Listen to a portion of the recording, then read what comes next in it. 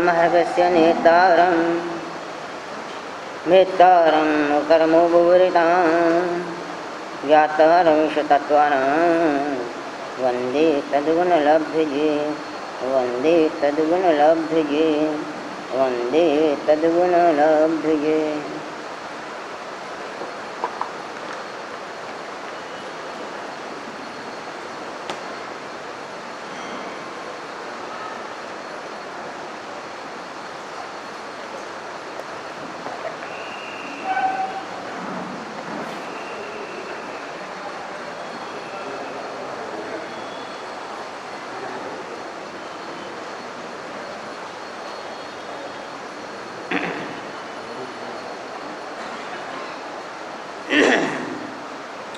नमो वीरागानं सब्बनूनं नैविन्दपूज्यानं झठ्यवत्तुवाइनं नीलुकगुरुणम् अर्वन्तानं भगवन्तां मंगलाचरण।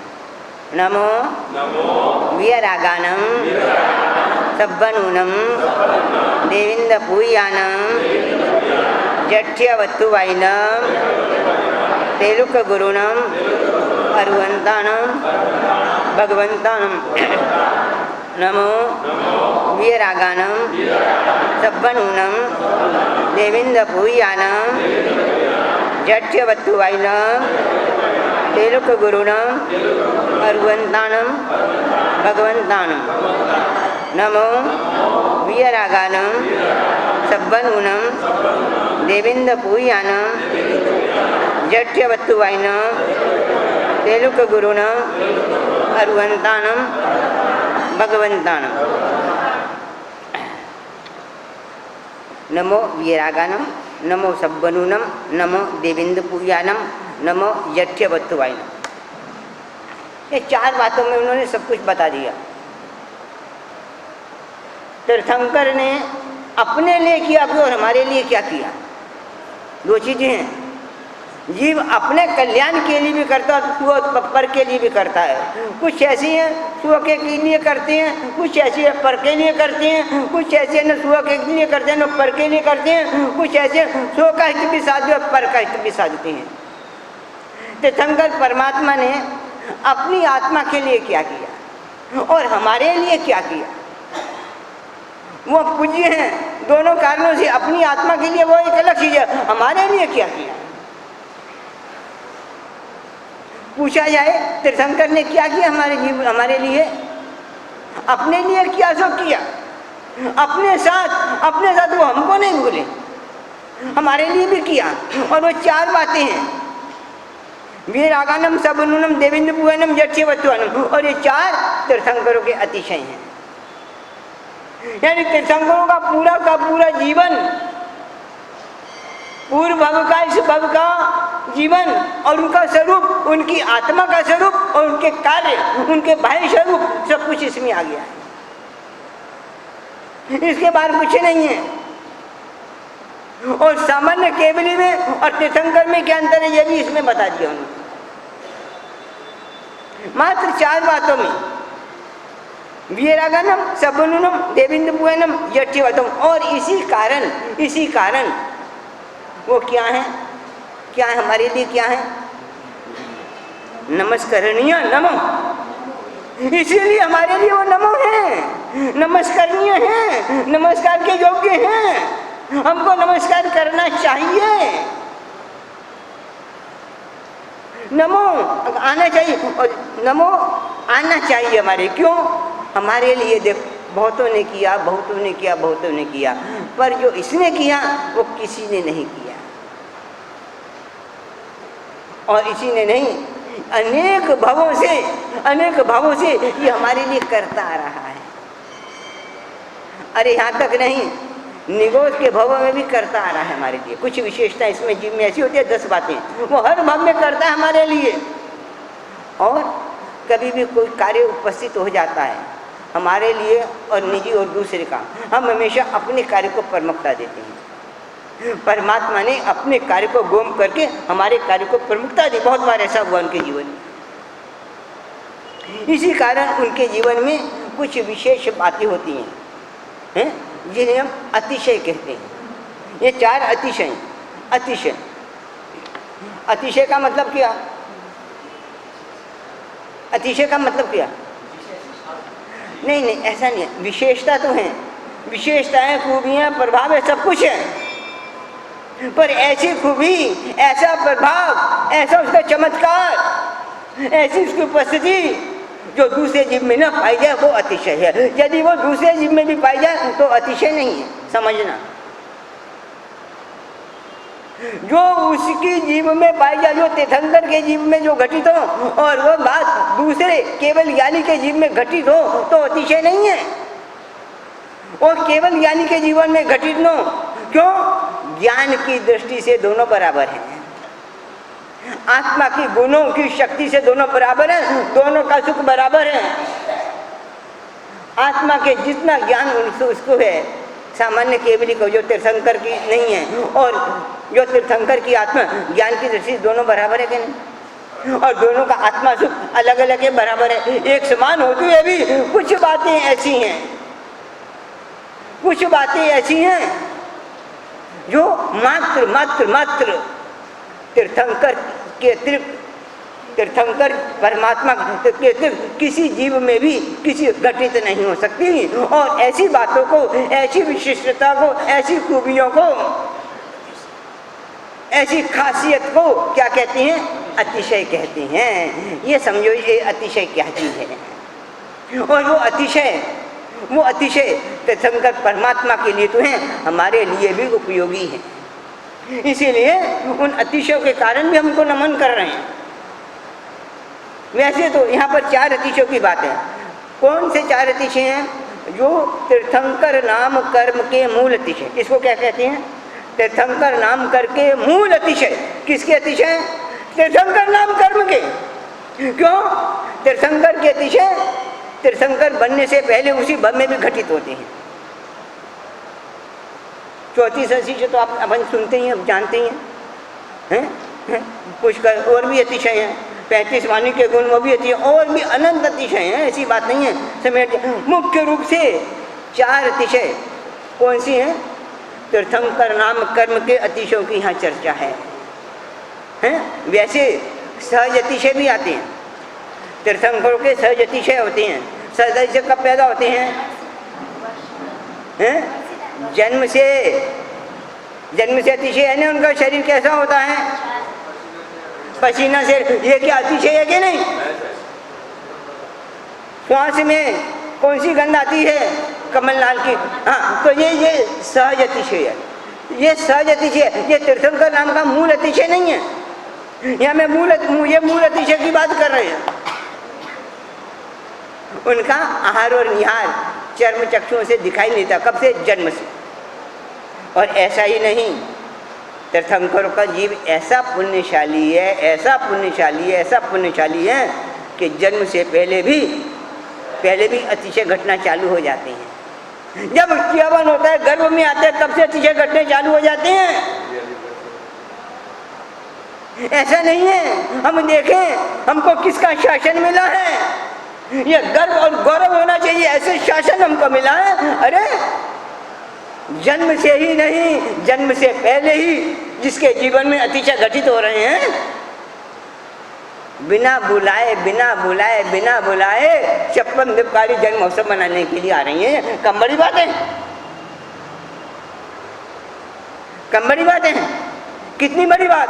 बिना बुला 56 दीप कुमारियां जन्म महोत्सव के लिए आए। ये अतिशय। अरे जन्म का समय का अतिशय, परमात्मा का जन्म का अतिशय, दीक्षा का अतिशय, केवल ज्ञान का अतिशय देखो, निर्वाण का अतिशय देखो, कैसा अतिशय है। अरे जन्म के समय में भी तीर्थंकर की आत्मा के जन्म के समय में भी कितना उपकार, थावर नेपन सुखकारी। इस सावर जीवों के लिए भी सुखकारी है, तो तरस की बात क्या करें? सावर जीवों के लिए भी सुखकारी तीर्थंकर का अतिशय। ये नजर आने चाहिए पूजा के समय, भक्ति के समय, माला गिनने के समय, उसके ध्यान के समय। थावर ने पण सुखारी, नरक के जीवों के लिए भी सुखकारी उनका जन्म। हमारा जन्म तो दुखकारी है। जन्म के समय तो सबसे पहले हमने माँ को पीड़ा दी के नहीं हमने, और उसका जन्म कैसे सुखकारी, माँ के लिए भी सुखकारी। केवल के समय बहुत सी घटना देखो, बहुत सी घटनाएं देखो, अनंत घटनाएं। जन्म से के समय कैसे स्वप्न आती है, किसका द्योतक है, कैसे इंद्र आता है, इंद्र भक्ति कैसे करता है, उनकी स्तवना कैसे करता है चेवन के समय। ये तो इन्होंने तीर्थंकर नाम कर्म के अतिशय दिए हैं। ये अतिशय किसी और आत्मा में घटित नहीं होते, इसीलिए तीर्थंकर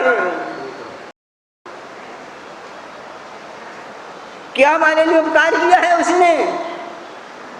और उस समय भी उसका चेवन भी हमारी आत्मा के लिए कल्याण के लिए, उसका जन्म भी हमारी आत्मा के कल्याण के लिए है। हमारी आत्मा यानी सर्व जीवों के लिए है, किसी एक जीव के लिए पक्षपात रहित चारों गतियों के जीवों के लिए। अरे नरक का जीव यदि उस समय जब तीर्थंकर के कल्याण का समय हो, जन्म आदि का समय हो, तो नरक का जीव आयुष नाम कर्म का बंधन करे। नरक का जीव मात्र नरक व आयुष पुण्य करके दो गतियों में जा सकता है। कौन कौन सी गतियों में? मनुष्य और जा सकता है ना, ठीक है। पर यदि तीर्थंकर के जन्म के समय उसका आयुष नाम कर्म बंद हो रहा है तो कौन सी गति का होगा? किस कारण? स्वयं का पुरुषार्थ नहीं, उसके भाग्य से, तीर्थंकर के प्रभाव से। मनुष्य जन्म में भी बनेगा, नारकी का जीव भी तिरंज में नहीं जाएगा, मनुष्य गति में आएगा। ये किसका प्रभाव? तीर्थंकर देवादिदेव का प्रभाव। और हम कहते हैं हमारा प्रभाव, हमारा प्रभाव, है उसका प्रभाव है।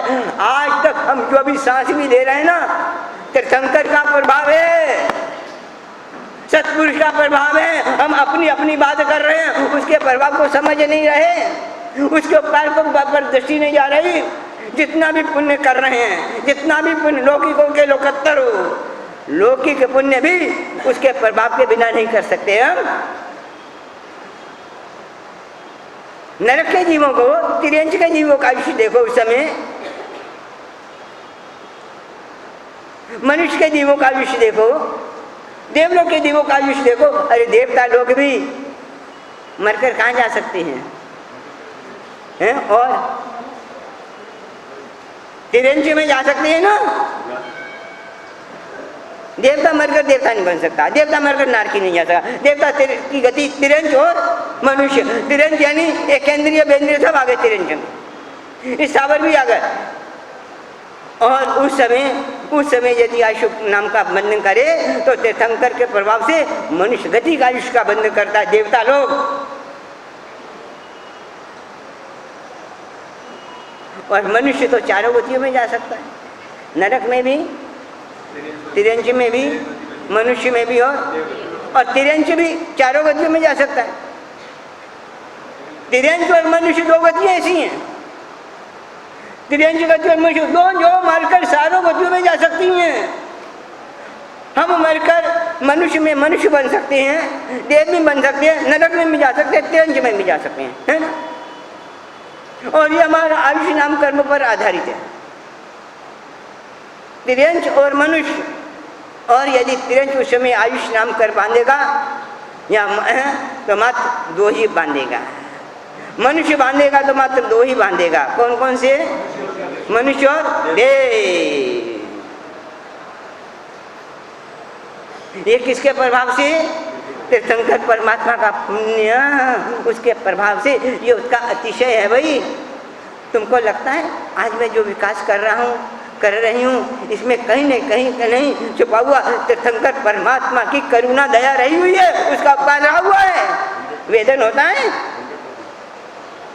कि उसका उपकार के भूल गए। एक बात है, हमारी बहुत सी गलत आदत है,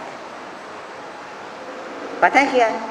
और तीर्थंकर ने हमने जो दूसरों पर उपकार किए हैं, याद है कि नहीं? याद है कि नहीं? और कितनी बार उसको सुनाते हो, कितनी बार उसको सुनाया है। और सुना नहीं सकते तो अभी मन में उसको याद करके आर्त ध्यान किया है, खेद किया है, आर्त ध्यान किया है, उसके मैंने इसके लिए ऐसा किया, कितनी बार सुनाते रहते हैं। और जो दूसरे ने हमारे उपकार किया है, अरे परमात्मा का नमो तिथ्यस्य क्या है, पहले दूसरे को उपकार को याद करो। याद है, नमो बाद में आएगा, यदि उपकार नहीं है या तो नमो कहाँ से आएगा, ये समझो। नमो वीरागानम भी आएगा, नमो तिथ्य सब नमो देवेंद्र नमो जच्चे वतम नहीं आएगा, जब उपकार ही याद नहीं हमको, अपने उपकार याद हैं, हमने जो जिसके लिए किया है, किसके लिए न जाने कितना किया है, और जो दूसरों ने हमारे लिए किया है, तीर्थंकर परमात्मा ने किया है। तीर्थंकर परमात्मा में कि अनंत उपकार है, एक उपकार जिसमें सारे उपकार आ जाएं, एक उपकार उनका जिसमें सारे उपकार आ जाएं। मुख्य उपकार बोलते हो, वो शब्द बोलते हो, चैतन्य के सूत्रों में वो शब्द आता है। याद करना,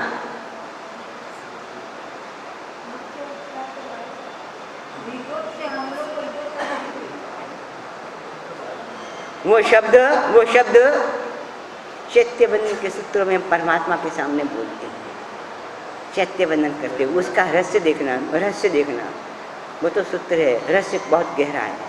हम उपकारों को भूल गए, और ये याद रखो, जब तक उपकार याद नहीं आएंगे भाव नमो नहीं आएगा। भाव नमो आ ही नहीं सकता, 3 काल में नहीं आ सकता। कितने भी सामायिक प्रतिबंध कर लो, व्रतों महाव्रतों का पालन कर लो, जब तक उपकार याद नहीं है, सामने नहीं है, नमो नहीं है, भले कुछ भी कितनी भी साधना उपासना कर लो, मासगमन के पार ने मासगमन करो, आचार्य बनो के कुछ बनो, जब तक भाव उपकार याद नहीं आएगा, भाव नमो नहीं आएगा कि आत्मा में घटित नहीं हो सकता। नमो उपकार पर दृष्टि नहीं जा रही।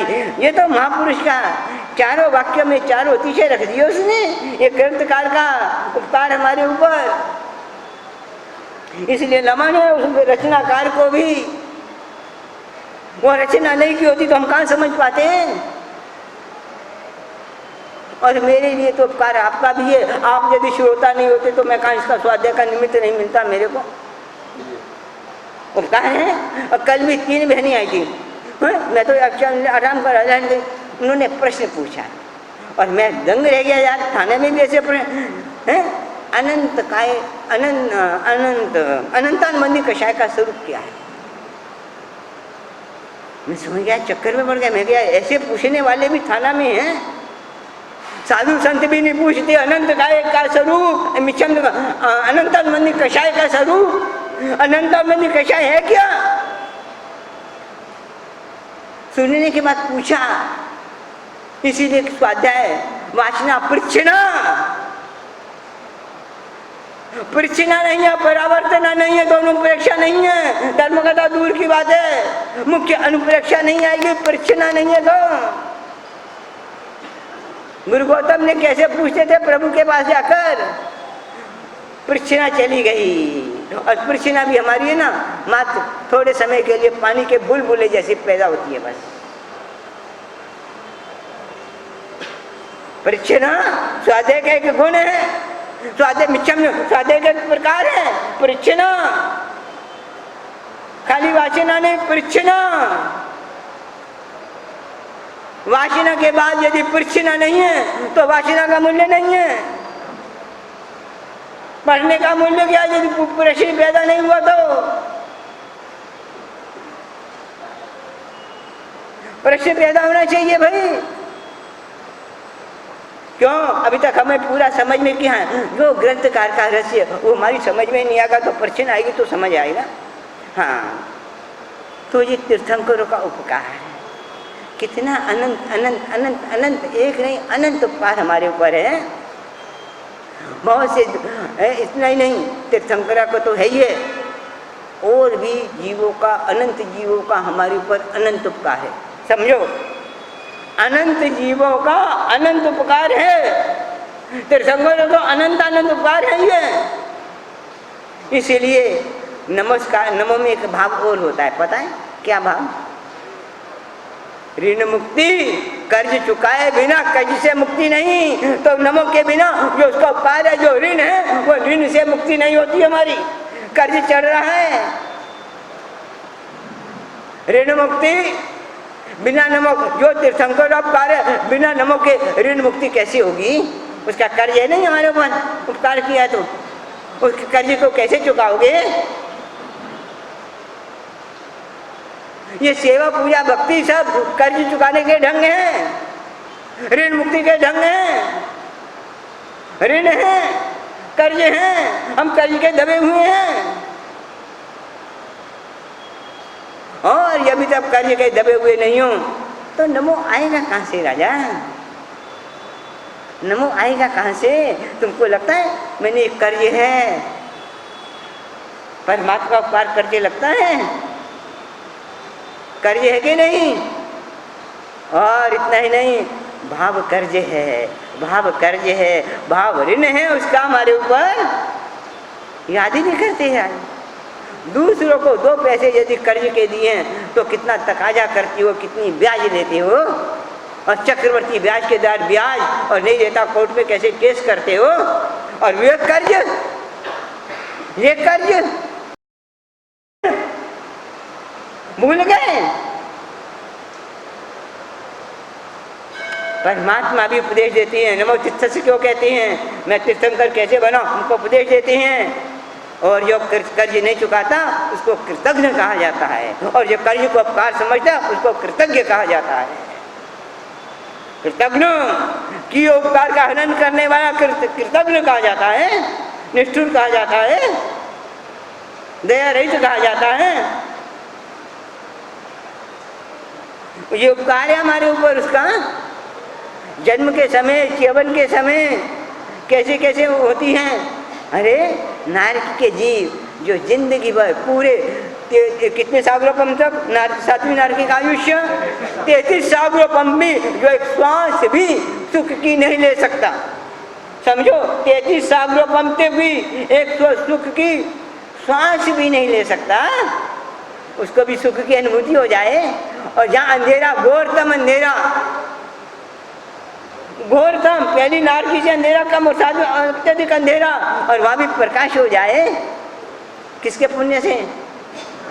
ये देखो उसका उपकार, वेदना भी भूल जाए अपनी, कितना बड़ा बात है। किस तरह भूलता है वो अलग चीजें, किस तरह भूलता है, कैसे होता है, क्यों होता है, वो चीजें अलग हैं, वो चीजें नहीं समझा रहा। यहाँ मैंने उपकार की बात कर रहा हूँ।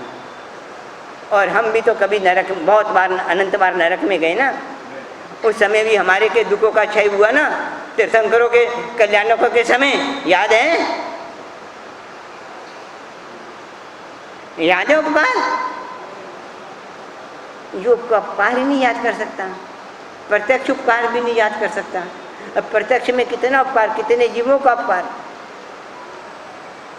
कितने वायु का जीवों का उपकार हमारे ऊपर, कि हम सांस ले रहे हैं, है कि नहीं? उनकी हिंसा, उनका जीवन गिर गया, हमने श्वास ली, उनकी श्वास पर, उनकी श्वास नहीं, उनके जीवन पर हमारा जीवन खड़ा हुआ है, उनके दुख पर हमने अपना सुख का मेल खड़ा किया है। कुछ नहीं बोलते तो क्या है? और हम भी तो वो जीव बनेंगे फिर, और वो जीव फिर हमारे दुखों पर अपने सुख का महल खड़ा करेगा। ये है हमारे सारे के महल, सारे के सारे सुख, कोई भी हो, सब दूसरे अनंत जीवों के बलिदान पर आधारित हैं। उस पे, उसकी नींव उन पे खड़े हुए हैं, और फिर उनमें हम सुख मान रहे हैं। क्या बात कर रहे हैं? फिर मिथ्यात्व नहीं होगा तो क्या होगा? फिर अनंतानुबंधी नहीं होगा तो क्या होगा? हैं? फिर और दूसरी भाषा में कहूँ तो फिर अशुभ अनुबंध नहीं होगा तो क्या होगा? ये चीज तो कहा। अपन चले नमो वीरागान। ये वीतराग, और वीतराग का पहला अतिशय इन्होंने दिया। मूल अतिशय कितने? तीर्थंकर, देखो सहज अतिशय छोड़ो तो मूल तीर्थंकर नाम के मूल अतिशय, और वो अतिशय भी यहाँ क्रम से दिए गए हैं। क्रम से रचनाकार ने क्रम से दिए। क्रम का महत्व है, मैंने कहा था। वीतराग कौन सा अतिशय है, सबनुम कौन सा अतिशय है, देवेंद्र पूयनम कौन सा अतिशय है, और जट्य वतुवैनम कौन सा अतिशय है। आज चारों की बिल्कुल सीधी है, बिल्कुल सीधी है। चारों अतिशयों के नाम आप जानते हो, चारों अतिशयों के नाम तो जानते हो, तीर्थंकरों के अतिशय, और चार अतिशय में घटा दो, बस नाम बोलते जाओ। है हाँ, पहला कौन सा आया? इसमें पहला ज्ञानातिशय नहीं है, पहला इसमें अपाया पगमातिशय है। वीरागानम वीतराग,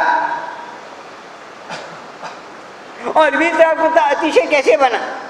सामान्य केवली में वीतराग बना और तीर्थंकर केवली में वीतराग बना, पर तीर्थंकर के वीतराग बने को हम अपाय अपगम अतिशय कह रहे हैं, और उसके वो भी वीतराग बना, उसको अपाय अपगम अतिशय नहीं कह रहे।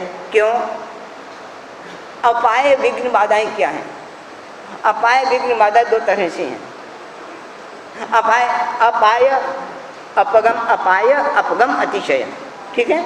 अपाय अपगम कैसे हुआ? अपाय अपगम और अतिशय। अपाय विघ्न बाधा, रुकावटें, अंतराय, दुख, उपद्रव, जो बड़ी नाम दे दो। अपगम उनका चले जाना, उनका नाश हो जाना, अपगम विनष्ट हो जाना, वो क्या है? अतिशय है। आत्मा की अपेक्षा से विघ्न बाधा क्या चीज है? प्रकृति की अपेक्षा से विघ्न बाधा क्या है? अपाय आत्मा की अपेक्षा से क्या है और प्रकृति की अपेक्षा से क्या है? सामान्य केवल और तीर्थंकर का आत्मा की अपेक्षा से अपाय दोनों का नष्ट हुआ, पर यहाँ जो विशेषता है अतिशय, वो प्रकृति की अपेक्षा से है। अपाय क्या चीज है आत्मा की अपेक्षा से? जिसके विघ्न है, दुख है, जन्म मरण हो, ये हो, सब कुछ हो, क्या है? अपाय है। अरे राजेश में आ चुका है, नमो रागा नाम आ तो चुका है। वीतराग कैसे बना? वो राग और द्वेष के क्षय से बना ना वीतराग, तो राग और द्वेष तो आत्मा की अपेक्षा से अपाय है कि नहीं? सारी विघ्न बाधाएं, कर्म बंधन राग और द्वेष के कारण ही हो रहे हैं ना आत्मा में। तो आत्मा के लिए अपाय क्या हुआ? राग और द्वेष, ये आत्मा के लिए अपाय है।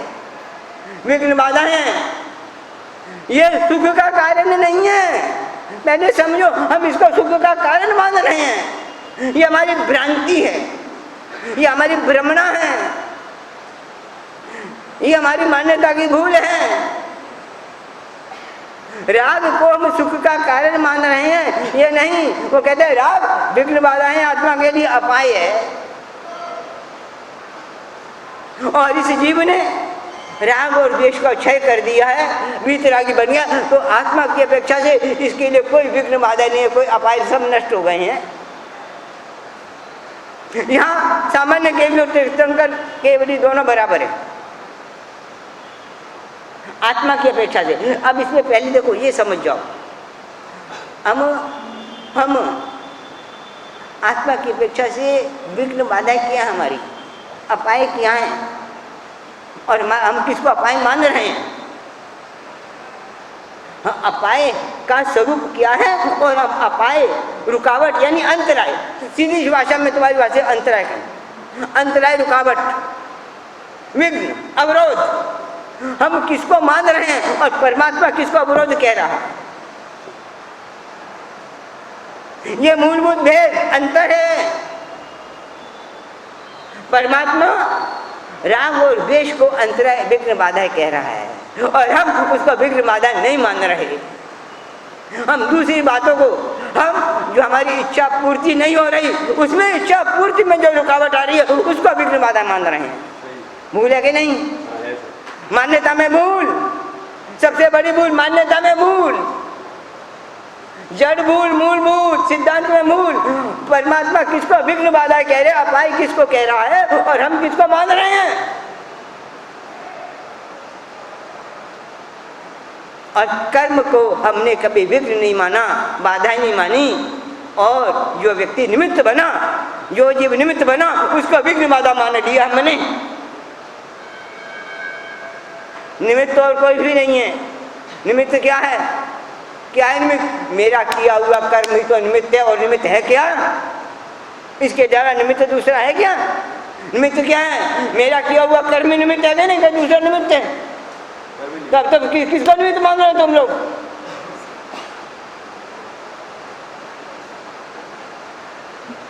परमात्मा किसको निमित्त कह रहा है? निमित्त कुछ दूसरा नहीं है। हम मान किसको रहे हैं?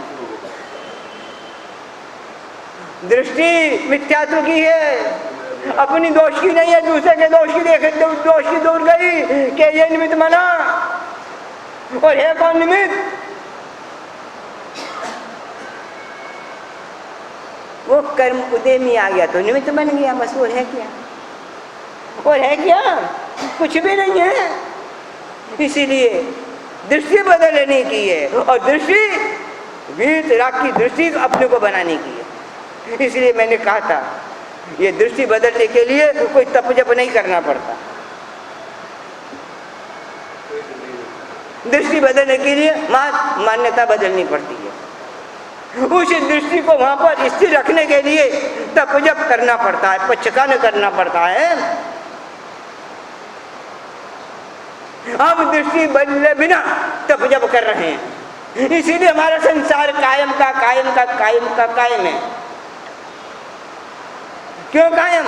दृष्टि बने बिना। इसीलिए जितना भी अनंत जब हमने पुरुषार्थ किया, उपसर्ग परिशेषण सब 0 0 0, उसका परिणाम सुख होकर भी दुख ही लिखा है। ऐसा सुख सुख नहीं जिसका परिणाम दुख रूप हो। सुख नहीं कहते ज्ञानी भगवान जिस सुख का परिणाम दुख रूप हो, और हमारे सारे सुखों का परिणाम दुख रूप। परिणाम में यदि दुख है, दिखने में सुख हो, पर परिणाम में यदि दुख है तो वो दुख दुख ही है।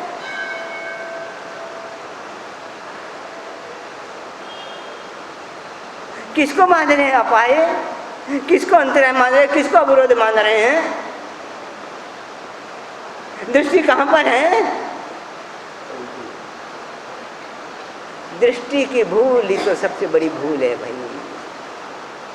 सदगुरु कुछ नहीं करता, परमात्मा कुछ नहीं करते, कुछ नहीं करते, मात्र एक काम करते हैं। पता है क्या करते हैं? जीव को दृष्टि देते हैं। सदगुरु दृष्टि देता है। उसने कहा आनंद घन ने हमारे सवर में, अंजन करता है सदगुरु, अंजन करता है, फिर दिखाई देता है। दिखाई तो पहले भी देता था, अंजन करके भी दिखाई देता है। वो सदगुरु का काम एक आंखों में अंजन करना। ज्ञानंजन शला कया अज्ञान निरंजनम, ज्ञान रूपी अंजन की शला का वो सदगुरु दृष्टि बदल देता। बस वस्तु पदार्थ नहीं बदलता, जगत नहीं बदलता, कुछ नहीं बदलता, कुछ नहीं बदलता, मत देखने की दृष्टि बदल देता सदगुरु। सदगुरु का एक ही काम दृष्टि बदलने, और दृष्टि बदली तो सृष्टि बदली। मात्र दृष्टि बदलेगा है। दृष्टि बदलते सृष्टि बदल जाती है। सृष्टि वही की वही है, अनादि काल से वही है, और अन्य काल तक वही रहने जाते। सृष्टि बदलने मानी, हाँ, उसके देखने पर नजरिया बदल जाता है। हमको नजरिया बदलने का काम मात्र सदगुरु करता है, परमात्मा करता है, देवादिदेव करते हैं, तीर्थंकर परमात्मा करते हैं। नजरिया कहाँ बदला? क्रिया नहीं बदलते। खाने पीने की क्रिया वही की वही है, दृष्टि बदल देते हैं। ये थोड़ी खाना पीना छोड़ दो, नहीं नहीं नहीं, के काम नहीं, उसके पीछे दृष्टि बदल दो, फिर क्रिया करो। दृष्टि बदल कर क्रिया की जाती है, वो फिर शुभ अनुबंध वाली होती है। क्रिया तो है पर दृष्टि बने बिना। इसीलिए बहुत अच्छी बातें सुनाई आनंद घन जी की 24 में बहुत बार आता है। सदगुरु सदगुरु सदगुरु, क्या काम है सदगुरु का? दृष्टि कहाँ बदली?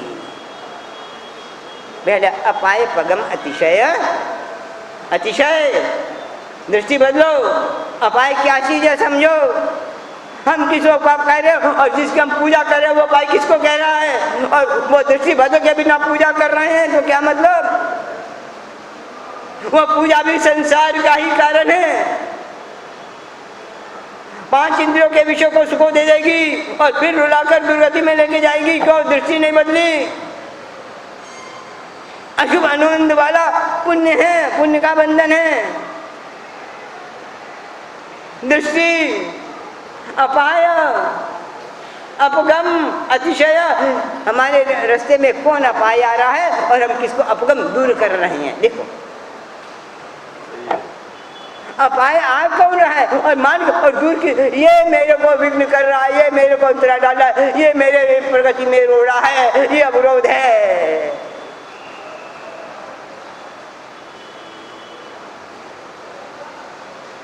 और यदि अपाय अपगम तो तब होगा, अपाय को अपाय समझेंगे तब अपगम है। अपाय अपगम अतिशय, अपाय को समझे बिना अपगम कर रहे हैं हम, अनादिकाल से कर रहे हैं। तुम और मैं, तुम्हारी बात नहीं है मेरी, मैं भी यही कर रहा हूँ। जो तुम करो वही मैं कर रहा हूँ। अब अपाय को समझे नहीं और अपगम कर रहे हैं। अपाय अपगम अतिशय है। तीर्थंकर मात्र मात्र अपाय क्या है?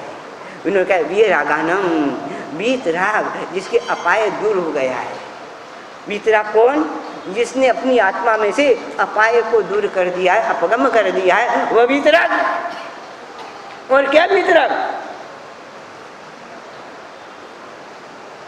मुख्य तो वीतर यही है ना। वो वीतराग कौन? वीतराग कौन? किसको कहना?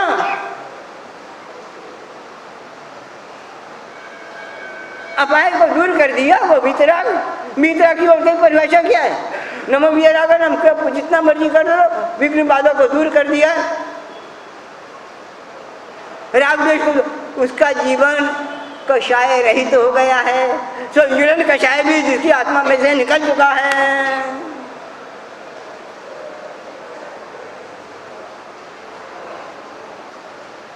मिथ्या तो गया, अभिन गया, परमात्मा गया, कषाय गया, योग बाकी है। योग नहीं गए। हाँ बस ये चीज, इसलिए कार्य बाकी है। क्यों? मनोवचन काय के योग तो बाकी है ना। हम इसके 4 कर्म बंधन के, यानी कर्म बंधन होगा ही नहीं। हम 4 कारण गए कर्म बंधन के। ये विघ्न है, ये अपाय है। मिथ्यात्व अपाय है, अविद्या अपाय है, परमात्मा अपाय है, कषाय अपाय है। और इसने चारों का नाश कर दिया, क्षय कर दिया है। उपशम नहीं, क्षय कर दिया है। ये अपाय होगा ही नहीं। अब ये भी कर्म बंधन भी होगा तो कौन सा होगा? कौन सा होगा? अब देखो देखो देखो का मिथ्यात्व, अविरति, परमाद, कषाय, योग, 4 चले गए, एक योग बाकी रह गया। तो कौन सा होगा? मात्र योग का होगा। वो भी कौन सा होगा? काय योग का। और काय योग एक समय में बंद, दूसरे समय में क्षय। बस देखो क्या विघ्न है कहाँ, उनका अपाय है कहाँ? अपाय कहाँ है उसके पास? ये कहते अपाय गया। ये जिसे वो अपाय, वह वीतराग, नमो वीरागानम, अपाय पदम अतिशय। ये अतिशय है भाई हमारा। केवल ज्ञानी, सामान्य केवल और तीर्थंकर केवल ज्ञानी, दोनों का अपाय बराबर गया, कोई भेद नहीं। पर एक दोनों में एक अंतर है। एक का अपाय अतिशय रूप है, एक का अपाय अपगम, एक का अतिशय रूप है, एक का अपाय अगम अतिशय रूप नहीं है। आत्मा की अपेक्षा से दोनों का अपाय अपगम समान है, समझ गए ना। पर प्रकृति की अपेक्षा से समान नहीं है। इसीलिए उसको अतिशय कहा गया है। प्रकृति की अपेक्षा से अपाय अपगम अतिशय प्रकृति की अपेक्षा से समान नहीं है, इसलिए अतिशय। क्यों? तीर्थंकर का जीव यहाँ विचरण करता है। प्रकृति के अपाय यानी प्रकृति के अतिवृष्टि, अनावृष्टि, महामारी, कोरोना, युद्ध, दुर्भिक्ष, दुष्काल, आपस में युद्ध चले जाती है ना, ये क्या है? अतिशय। किसका? तीर्थंकर परमात्मा का, प्रकृति का। हाँ, बेटे समझ, आत्मा की अपेक्षा से अतिशय दोनों के बराबर, पर प्रकृति की अपेक्षा से अतिशय, ये अतिशय अपाय अपगम अतिशय, तीर्थंकरों का अतिशय प्रकृति की अपेक्षा से कहा गया है, आत्मा की अपेक्षा से नहीं कहा गया। आत्मा दोनों बराबर। और इस अतिशय का लाभ जो प्रकृति का अतिशय है, अपायगम दूर हुआ, इसका लाभ तीर्थंकर को जीवे के अपने को है। इसका लाभ वहाँ 125 योजन, चारों दिशा में कितना योजन? कुल 125 योजन है राजा। चारों दिशा में पूरा 25 योजन, 12.5 योजन ऊपर ऊर्ध्वलोक और 12.5 योजन अधोलोक। इसमें 125 योजन में प्रकृति अपना अपवाद नहीं कर सकती, अतिवृष्टि नहीं कर सकती, अनावृष्टि नहीं कर सकती, दुष्काल नहीं पड़ सकता, भूखमरी नहीं है, कोई रोग का उपद्रव नहीं हो सकता, कोई राजा सैन्य की चढ़ाई नहीं कर सकता। इसका लाभ किसको है? परमात्मा को कि अपने को? तो उपकार हुआ कि नहीं परमात्मा का? तो तुमको लगता है अपाया पगम अतिशय मेरे उपकार के लिए है? बहुत से बार तीर्थंकरों के पास अपन गए, 125 योजन के बीच में गए, तो उनका उपकार हुआ कि नहीं? वैर भाव भूले कि नहीं भूले? किसके प्रभाव से? उसके अतिशय के प्रभाव से। तो तुमको लगा अनंत भव में तो गए तो है अपन, तो ये अतिशय तो है उसका, उस अतिशय का लाभ लगा। ये अतिशय है कि नहीं? ये है, इसको अपाया पगमा अतिशय। नमो विरागनम, कौन सा अतिशय हो गया? अपाया पगमा अतिशय। ठीक है, आगे दूसरा ज्ञान अतिशय यानी सब्बन हुनम, सब्बन हुनम ज्ञान अतिशय। ज्ञान का अतिशय कैसे? ज्ञान तो केवली का और दोनों का बराबर ही है कि ज्यादा बड़ा है। तीर्थंकरों के ज्ञान को ज्ञान अतिशय क्यों कहा गया? केवली के ज्ञान को ज्ञान अतिशय क्यों नहीं कहा गया? जबकि ज्ञान दोनों का बराबर है, बिल्कुल बराबर है, एकदम बराबर है, भेद नहीं है, अंश मात्र भी, अनंत में भाग में भी भेद नहीं है। क्यों? क्योंकि दोनों का ज्ञानावर्ण कर्म का पूर्ण पूर्ण पूर्ण क्षय हो गया है, एक अंश मात्र भी कर्म बाकी नहीं है, सर्वज्ञ बन गए हैं, सब अनुनम में आ गए हैं, केवली बन गए हैं। इसीलिए सब अनुनम को केवली क्यों कहते हैं? केवली क्यों कहते हैं? केवली का मतलब क्या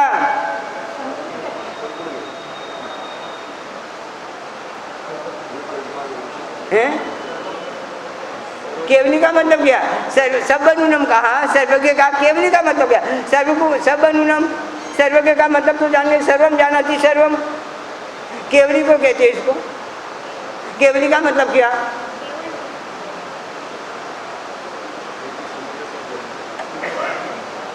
अरे वहाँ पर विशेषावश्यक भाष्य में केवल शब्द को लेकर जिन मध्य गणित क्षमाचरण में बहुत अच्छा समझा, इसको केवल क्यों कहते हैं।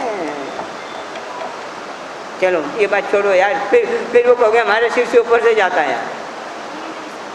हाँ, इसीलिए नहीं, केवल क्यों कहते हैं? सर्वज्ञ और केवल एक ही है कि अलग है? सर्वज्ञ और केवल में, केवली और सर्वज्ञ में भेद है कि नहीं? बोलो, भेद है तो कैसे, नहीं है तो कैसे?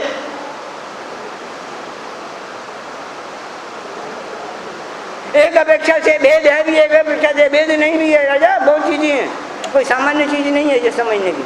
हाँ, क्योंकि मैं कल देखता हूँ यार, महाराज जी कहते हैं, कोई महाराज कोई कथा कहानी तो सुनाए करो, कथा कहानी तो कोई आती नहीं बीच में। और फिर कहते जब हमारे सिर से ऊपर से चला जाता है। तो मैं भी सोचा यार ज़्यादा विषय नहीं कहें, ज़्यादा लंबा न करें। हाँ नहीं तो अभी तो वीतराग का भी बहुत है, अपाय पग में और क्या क्या है वो हैं, बहुत बहुत कुछ है, इतना नहीं है। हाँ ज्ञान दोनों का बराबर, ज्ञान बराबर, पर केवल ज्ञानी के, सामान्य केवल ज्ञानी के, सामान्य सर्वज्ञ के ज्ञान को ज्ञानातिशय नहीं कहा गया। परमात्मा तीर्थंकर देवादिदेव के ज्ञान को ज्ञानातिशय हुआ। दोनों का ज्ञानावरणिशय करने का भी अंतर क्यों क्यों क्यों?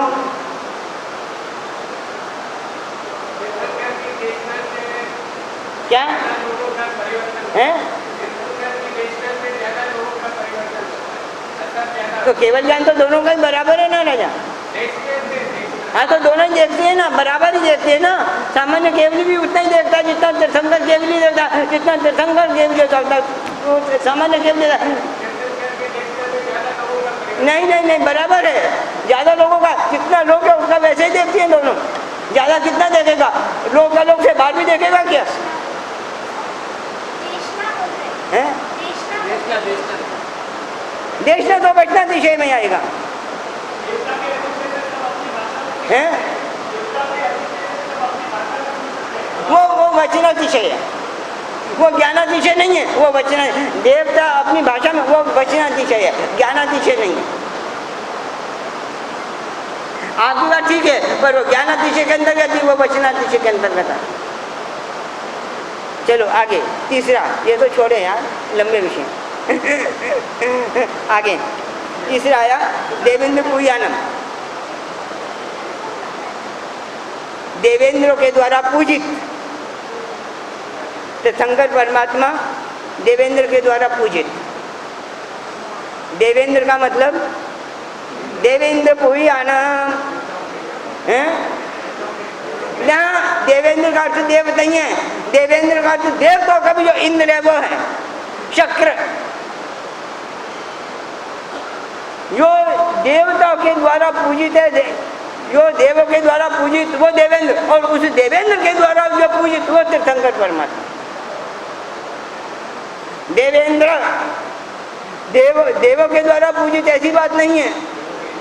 देवों का जो इंद्र है उस इंद्र की सेवा में भी कितने देव हैं, कोटि कोटि देवता उसमें है, उनके द्वारा जो पूजित है। शक्रेंद्र के द्वारा, शक्र के द्वारा जो पूजित है वहाँ ये देवेंद्र पूजना, देवेंद्र के द्वारा पूजित। देखो नमो वीरागणम, नमो सब्बनुनम, ये जो दोनों है ना ये लोकोत्तर की अपेक्षा से है। दोनों में नमो लोकोत्तर की अपेक्षा से है, और यहाँ नमो देवेंद्र पूजनम, यहाँ लौकिक की प्रमुखता है।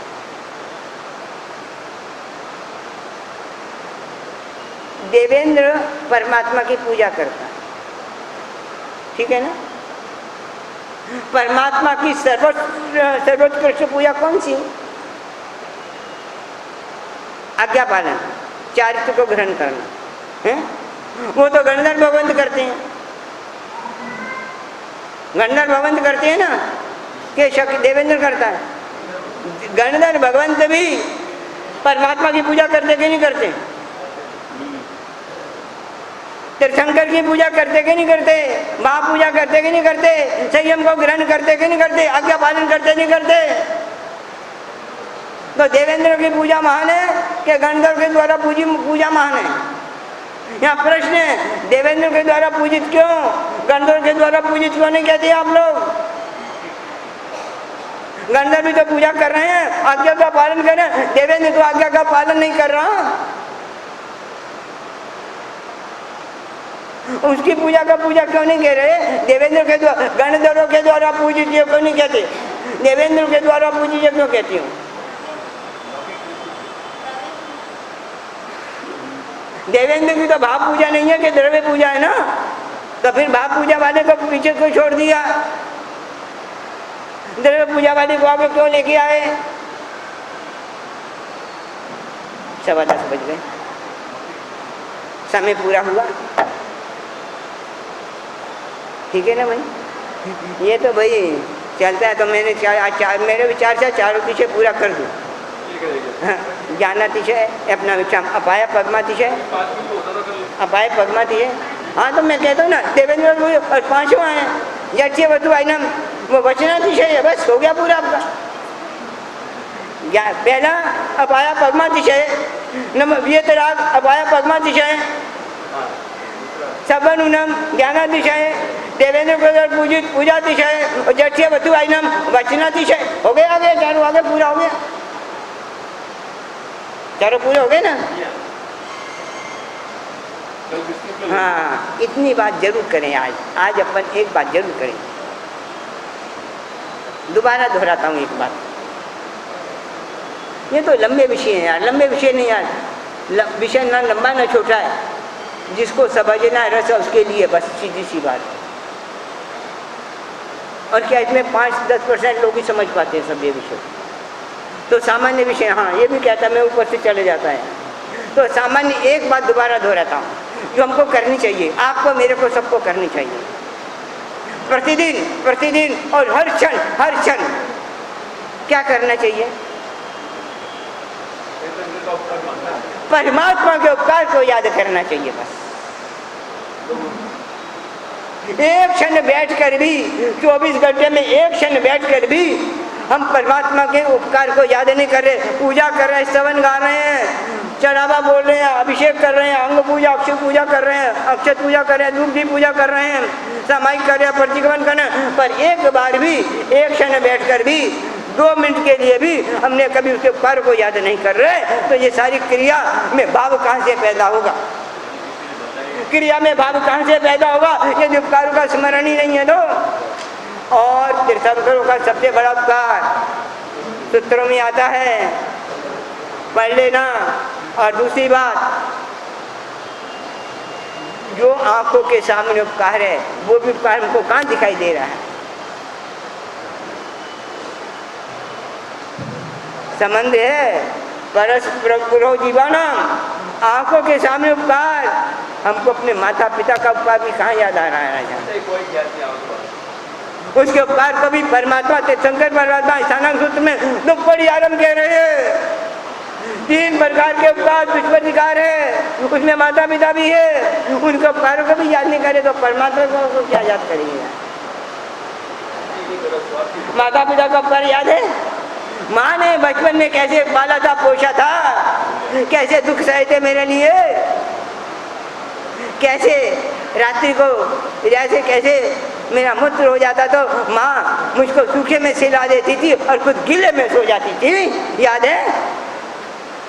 माँ पिता को उपकार नहीं है याद तो परमात्मा को आप क्या करोगे? पहले माता पिता को उपकार की याद करो। माँ का ऋण, पिता का उपकार, पिता का ऋण, पिता का कर्ज, और इसके उपकार को कह रहे परमात्मा के उपकार। जो माता पिता के उपकार को उपकार नहीं समझ सकता, परमात्मा के उपकार को क्या उपकार समझेगा?